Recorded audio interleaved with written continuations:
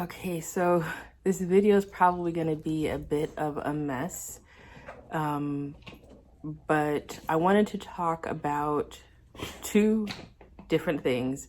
One big change in my life, which I guess when all things come together, hair isn't that big of a change in your life, but for me, it was the reasons behind why I chose to change my hair, and then the things that held me back from changing my hair are pretty big to me, at least.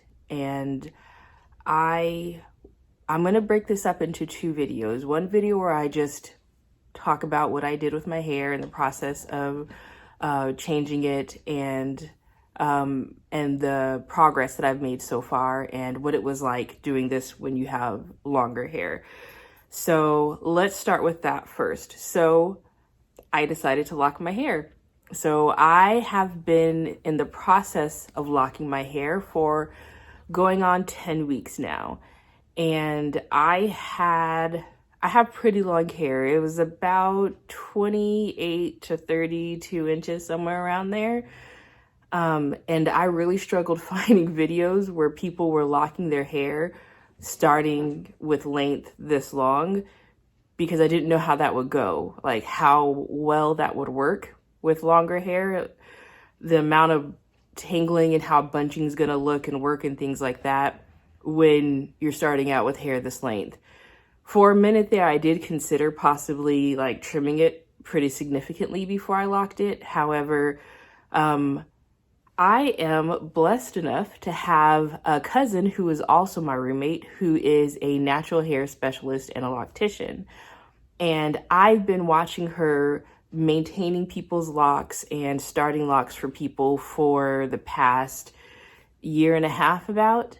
And one important thing to know about me is that I actually used to have locks. I had locks probably for somewhere between 5 to 7 years between high school and college. And I cut off my locks in like my second or third year of college, and then just kind of got like micro braids and then grew my hair out from there.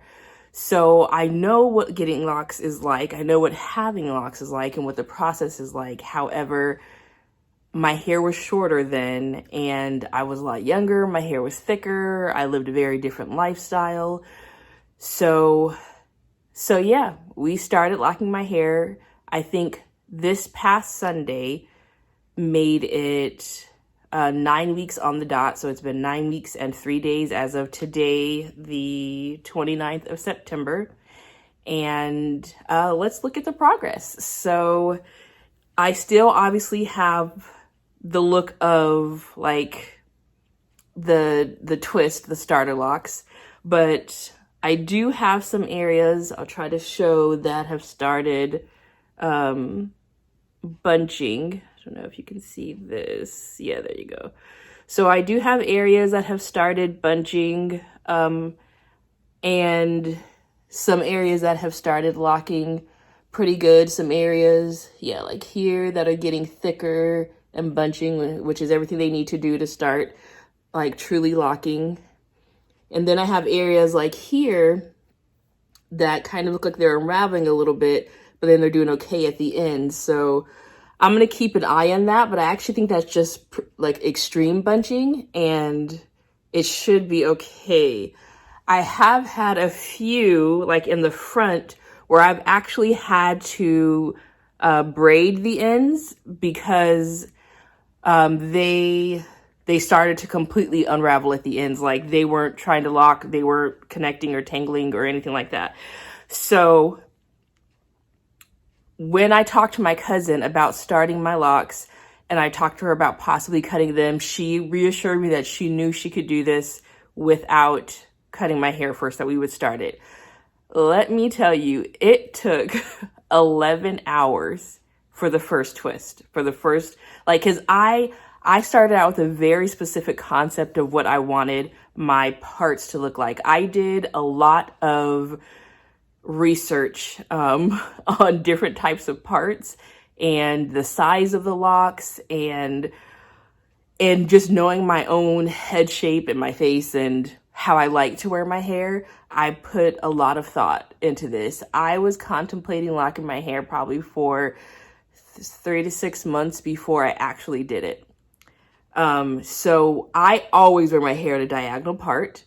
And I need to like diagonal like this from like side to the back. And then, but I know I need to switch that diagonal part, often, because my hair will start to thin if it stays in the same part for too long. But then I also wanted the ability to put my hair in like pigtails or braids, or just separate it into 2 halves easily. So what I came up with was we actually have like a triangle up here. So let me see if I can find it. There we go. So we have a triangle that we did up here. And then my hair actually parts down the center in the back. I'll insert some photos of like the way I sectioned my hair. And sorry, excuse my mosquito bite. I'll insert some photos of the way I parted my hair when we started, so that you can see like the shape that I went for, so that I have the ability to, every time we retwist it, we put the diagonal part on a different side, so we can, you know, keep my hair from thinning out. And then I can, you know, if I need to put it in like pigtails or something, which is something I do often for some reason. I just wanted the freedom to be able to do that. And then there's also a division, like a perfect part division down the side for any kind of like half up things I need to do. And I know all that isn't necessary, but I'm one of those people who like to be like very precise and exact. So I needed like to know exactly what the parts would allow as far as a clean part goes. I wish I would have actually put a center part in the middle of this triangle, so that I have the option to perfectly like do it down the middle, but it's not, I never wear my hair like that. I just wanted the option just in case, but I can still do that. It just won't be a perfect line. So I'll just have to get over that. That perfectionist part of me will have to get over that. If I want to wear it actually completely like center parted, it just won't look exact like that. So as we started with the lock process, and I'll try to insert as many like little videos or photos as I can as I'm talking about this. But as we started the process, we did some research on what products we thought would work the best for the retwisting. And so I washed my hair. I made sure I didn't use any conditioner, didn't put anything after I washed it. I would say I have probably, I don't quite understand like the hair numbers and letters, but I think I have like 2 or 3 C hair, something like that. But I'll insert photos of what the curl pattern looks like. But my curl pattern is tight, but my hair is really soft. So we knew there was going to be a little bit of an issue. Also, my hair does not hold like too much grease or oil well. It'll literally just sit on top and it won't absorb in. And then that ends up getting on like my face and my neck and acne and breakouts and stuff like that. So, oh, the other thing I didn't mention is that I decided to go with parts and locks this small because when I had the locks previously, I started about double this size and then they doubled in size, like bigger than that over time. So I learned through that I need to start really small because the way my hair is so curly, as it bunches and starts to lock, it's going to double in size. So I wanted something that I could just do a bit more styles with than I could with my previous locks that I had. Like I could barely make a bun with my previous locks because the locks were so big that it was just really hard to like actually twist the hair and like make a full like bun pattern. And at that time I was a dance major in school and buns were necessary. So I had to use like a crazy amount of like rubber bands and hair nets and stuff like that trying to make a bun. So I just wanted to make sure that I made these small enough so that I would have the freedom to do pretty much any style that I imagined. I don't have any kind of job or any situation where I need specific hairstyles anymore, but I just wanted to know the freedom because the amount of time I put into thinking about this and trying to look into it further, I'm making this a life change. I plan on having locks for the rest of my life. And I wanted the ability to do my hair as if I didn't have, like, I love that I have them, but I want the freedom to do my hair in any style, any way, shape, or form. I also wanted them to be a bit thinner so I could have the ability to trim them and they look okay. The ones that I had previously were a lot thicker, so when I would try to trim them, it made a really blunt end and it looked really odd. And I figured if I made them a little bit smaller, and from different YouTube videos that I watched, I realized that I'll probably get a better result if they are smaller. So what we decided after that 11 hours of doing comb coils that we did to start my locks is like the product that we use, which is what I needed to use for my hair texture, something that would help it stick together, but also not be too much on my skin. I also have like an angry scalp. Like I can get some pretty gnarly dandruff. And I usually have to wash my hair at least every other week, And I have to use like a Neutrogena T-Sal or T-Gel or, you know, like one of those dandruff specific shampoos.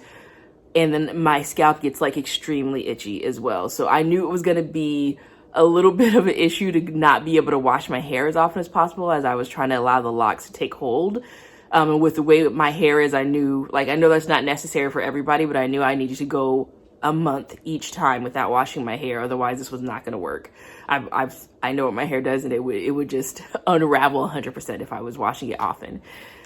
So we decided to go ahead and, after some videos I watched of girls who seemed to have similar hair patterns as me, and knowing that I was going to be dealing with this kind of length and the product would be like on my clothes and like on stuff, I knew I needed to like do, after we did the wrap and I set under the dryer, I knew we needed to do some kind of like style to sit, like just to put it in and let it stay like that for a month until I did my next retwist. So I'll insert pictures of what that looked like. So I did just something similar, like I wear my hair all the time, which I just did like some twist down the side, and then she like did pigtail braids. And then I think like halfway through the month, I joined those pigtails together because like they literally were like sticking up like this. I look like Pippi Longstockings just from the amount of product that we used. So I'll also insert a photo of the product that we used in case you guys are interested. I don't know if we heard like about it on Instagram or something like that, but we definitely tried a few different products and how like it felt on my hair, how it felt on my hands, like how easily it washed away with water, and like what the ingredients were. And this stuff actually smells great. Like even after a month, like I'll go to smell it and it smells great. So, I mean, a lot of that probably has to do with as well that I'm not like working out regularly because I have mobility issues due to chronic illness. So I'm not getting a lot of sweat in my hair. And also I work from home and I'm indoors most of the time. I mean, I do have a dog, a service dog, and I have to take her out every 4 hours throughout the whole day. So I am outside, but I'm not like going to a job or out in the wind or anything. So I'm not getting like any like exposure of other things besides my house in my hair. And I wrap my hair at night. I'll also link and show a picture of the bonnet that I'm using because I wanted to get one of the longer satin lined bonnets, so that, because after I got the little Pippi Longstockings thing happening with my pigtails before, I wanted to make sure I had a bonnet that allowed my hair to just lay flat down my back so that I wasn't constantly, because before what I would do is just like take it and kind of like put it up like this and then, you know, put the bonnet on. And then, and so sometimes that would just, the constant bending it like that overnight was starting to cause like some issues. So I wanted to make sure it could be down. So I got one of those longer satin lined bonnets that I wear at night. But since I was keeping it in a bonnet at night, and because I was, you know, and even if I decide to lay down or take a nap or anything like that, I made sure I put the bonnet on it. But since I wasn't going outside, wasn't sweating too much, like they stayed very clean, no lint, no anything, and it stayed smelling great. But that is partly that product too. That product isn't something that starts to smell strange over time. It stayed smelling pretty great. And then when we reached the 1 month mark, we were really trying to think about like how I was gonna wash my hair, because my cousin has straightened and blow dried and stuff my hair before, and she knows that it can be very slippery. And so we were trying to think of like, how can I wash my hair and not completely lose all the progress that we made in that 1 month? So what we decided to do was we decided to go ahead and take the style I had in down, and then we made the same parts that we started with. So I did the triangle on top, and then I did the part down the side here, like the one I have in there, and then I did 4 braids. So I actually braided my hair, and then braided the triangle.